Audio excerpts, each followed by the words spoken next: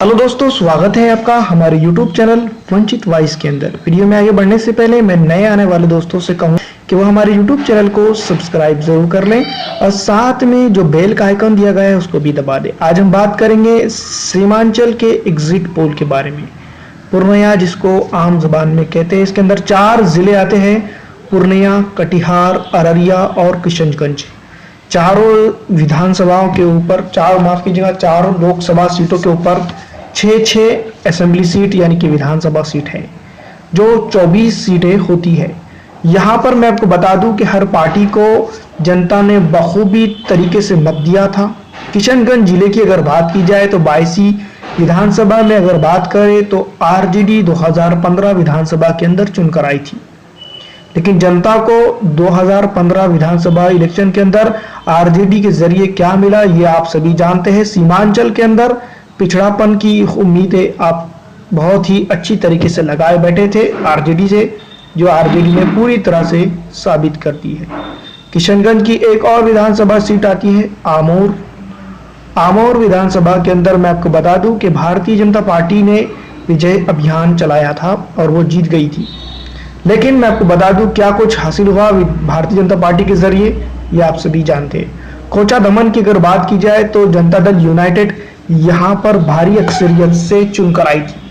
कोचा दमन के अंदर RJD, Indian national Congress party और जनता दल के यूनाइटेड की वजह से यानी कि महागठबंधन की वजह से ये इलेक्शन में वो बाजी मारने में कामयाब हुई थी। दोस्तों, फिलहाल मैं आपको बता दूं कि किशनगंज के अंदर बाईपोल इलेक्शन हुआ, वहां पर ऑल इंडिया मजलिस से इत्तेहादुल मुस्लिमीन जीत कर आई थी। 2015 विधानसभा के अंदर मैं आपको यहाँ पर बता देना चाहता हूँ कि कांग्रेस ने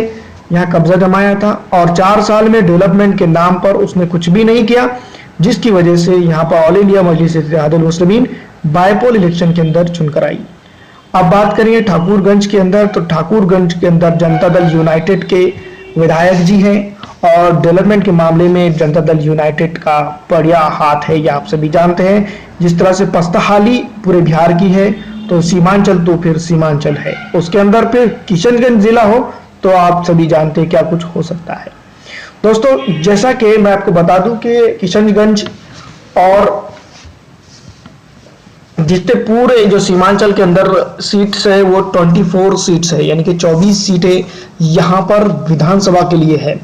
और यहाँ पर अगर बात करें तो ऑल इंडिया मजलिस से इत्तेहादुल मुस्लिमीन को हरा पाना एक तरह से देखा जाए तो बहुत मुश्किल है, लेकिन स्ट्रगल के इस दौर में कुछ भी हो सकता है, यह हम और आप सभी जानते हैं। जनता जो है तो जनार्दन फैसला करने वाली है, लेकिन मैं आपको बता दूं कि ऑल इंडिया मजलिस से इत्तेहादुल मुस्लिमीन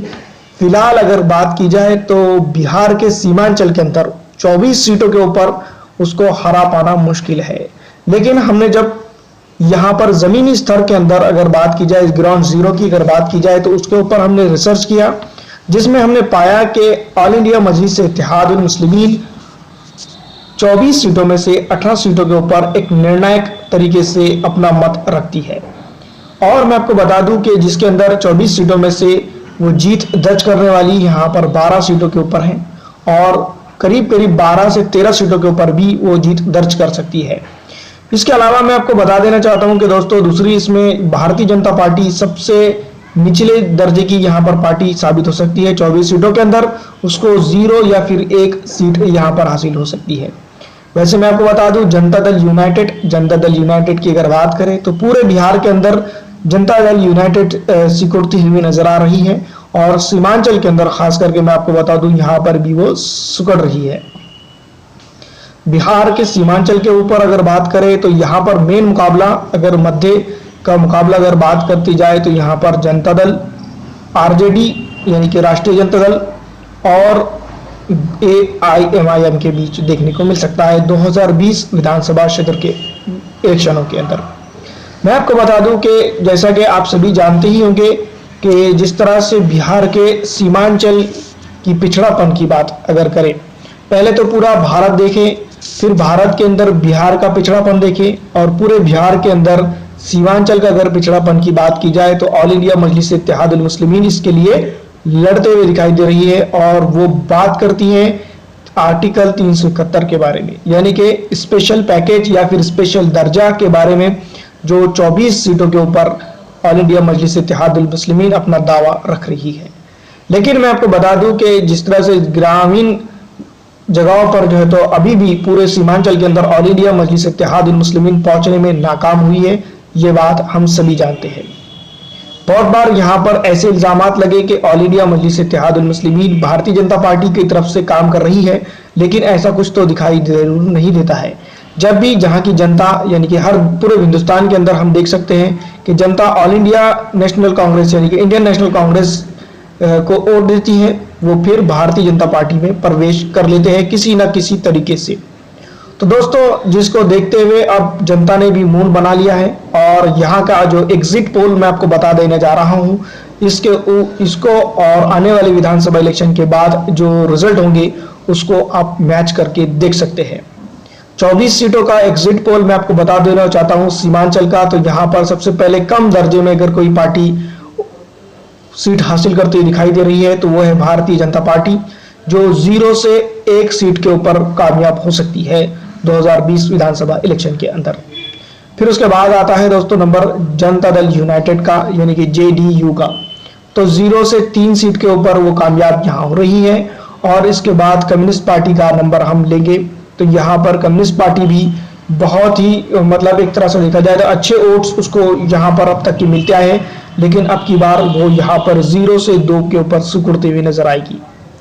फिर इसके बाद अगर मैं बात करूं कि इंडियन नेशनल कांग्रेस पार्टी की, तो यहाँ पर 0 से 4 के ऊपर वो कब्जा जमाते हुए नजर आ रही है, लेकिन उसका ख्वाब ही रहेगा अब किशनगंज को हासिल करने का, क्योंकि कमरुल खुदा साहब जिस तरह से मेहनत करते हुए नजर आ रहे हैं पूरे बिहार के ऊपर। यहाँ पर मैं आपको बता दूं सिर्फ किशनगंज विधानसभा की बात नहीं चल रही है, पूरे बिहार विधानसभा की बात कर रहे हैं। तो वो हर मुद्दे के ऊपर अपने बेबाक राय रखते हुए नजर आए।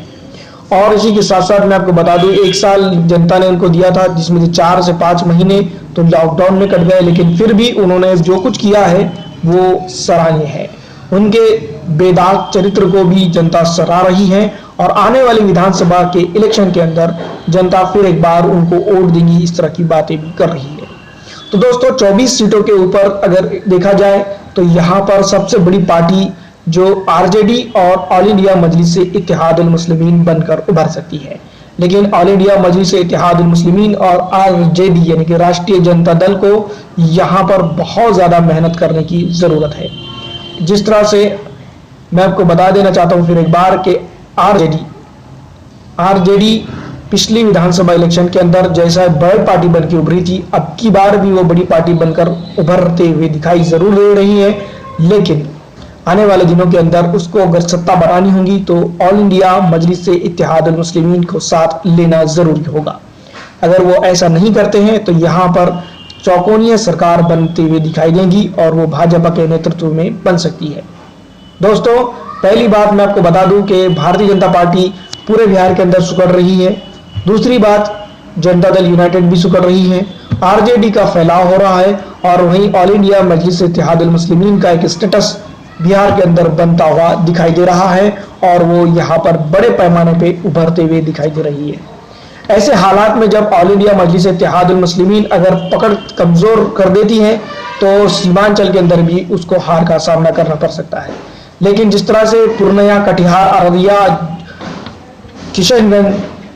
की अगर बात करें तो यहाँ पर ऑल इंडिया मजलिस इत्तेहादुल मुस्लिमीन 2015 विधानसभा के इलेक्शन के दौरान जिस तरह से काम कर रही थी, उससे कई अच्छी तादाद में अब की बार वो यहाँ पर काम करते हुए नजर आ रही हैं। और ये मैं नहीं कहता, ये बड़े बड़े एग्जिट पोल कहते हैं कि ऑल इंडिया मजलिस इत्तेहादुल मुस्लिमीन सीमांचल की धरती के ऊपर अपना कदम जमाते हुए दिखाई दे रही है और आने वाली विधानसभा के अंदर सीमांचल की अगर बात करें या फिर पूरे बिहार की अगर बात करें तो 90 सीटों के करीब करीब वो कब्जा जमाएगी और इस सीमांचल के ऊपर 12 से 13 सीटों के ऊपर ऑल इंडिया मजलिस इत्तेहादुल मुस्लिमीन कब्जा जमाते हुए दिखाई दे रही है और 5 से 6 सीटों के ऊपर मैं आपको बता दूं कि RJD कब्जा जमाते हुए दिखाई देगी। बाकी सीटों की अगर बात की जाए तो ये अन्य के खाते में जाते हुए दिखाई दे रहे हैं। यहाँ उसमें BJP, JDU, CPM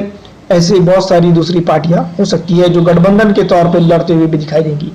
मैं आपको बता दूं कि पूरे बिहार के अंदर एक मजबूत लहर ऑल इंडिया मजलिस इत्तेहादुल मुस्लिमीन के फेवर में दिखाई दे रही है, जिसका फायदा बखूबी तौर पर अख्तरुल ईमान और उनकी टीम उठाते हुए नजर आ रही है। ये जिस तरह से मैं आपको बता रहा हूं, ये पूरे विधानसभा के जो पिछले 2015 के अंदर चुनकर आए थे, ये उनके नाम है, लेकिन अब की बार यहाँ पर बहुत ज्यादा उलटफेर होगा और ऑल इंडिया मजलिस इत्तेहादुल मुस्लिमीन के साथ राष्ट्रीय जनता दल को भी यहाँ पर फायदा होगा। वैसे इंडियन नेशनल कांग्रेस पार्टी भी बहुत जगहों पर अपना कब्जा जमाने की कोशिश करते हुए नजर आएंगी, लेकिन पिछली दफा की तहत अब की बार उसको उतना वोट नहीं मिल सकता है, इसलिए क्योंकि जनता ने मूड बना लिया है कि भारतीय कांग्रेस पार्टी को वोट देना मतलब भारतीय जनता दल को वोट देने के बराबर है। तो दोस्तों, फिलहाल इस वीडियो में इतना ही। अगर आपको ये एग्जिट पोल अच्छा लगता है तो इसको लाइक और शेयर करें अपने दोस्तों के अंदर ज़्यादा से ज़्यादा।